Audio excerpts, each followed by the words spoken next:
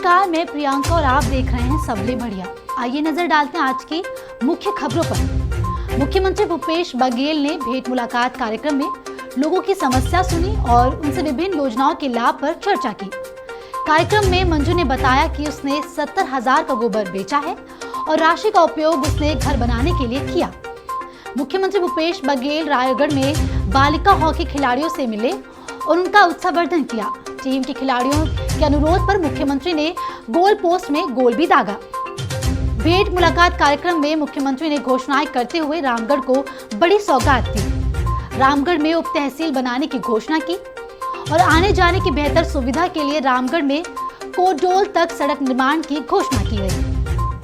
बता दें कि प्राथमिक स्वास्थ्य केंद्र का सामुदायिक स्वास्थ्य केंद्र में उन्नयन होगा।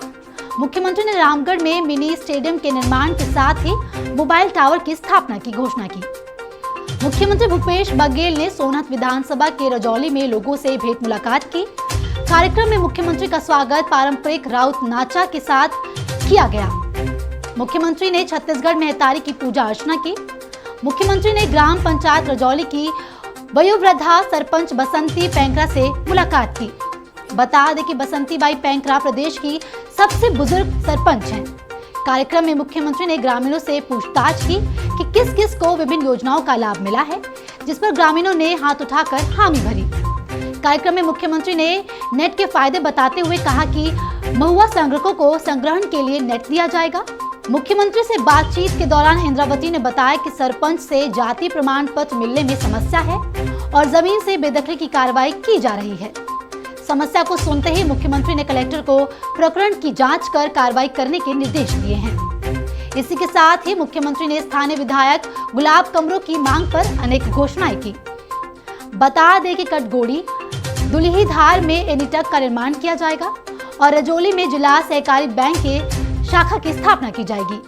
बता दें कि रजौली के हाई स्कूल का हायर सेकेंडरी स्कूल के तौर पर उन्नयन होगा। सोनहत ब्लॉक के ग्राम चंदा बंसीपुर नवाटोला कचौहर तक विद्युतीकरण किया जाएगा। आने जाने की समस्या को देखते हुए किशोरी से कचौहर मार्ग में तथा नवाटोला से देवती डांड मार्ग पर नवीन पुलिया का निर्माण किया जाएगा। साथ ही बेहतर स्वास्थ्य सुविधा के लिए सोनहत सामुदायिक स्वास्थ्य केंद्र का 50 बिस्तर वाला अस्पताल के तौर पर उन्नयन किया जाएगा।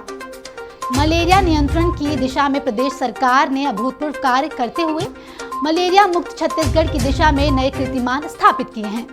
वर्ष भर पूर्व जहां प्रदेश का बस्तर संभाग मलेरिया संक्रमण का मुख्य केंद्र होता था, वहीं आज बस्तर के साथ साथ समूचे छत्तीसगढ़ में मलेरिया संक्रमण की दर अब तक के सबसे न्यूनतम स्तर तक पहुंच चुकी है।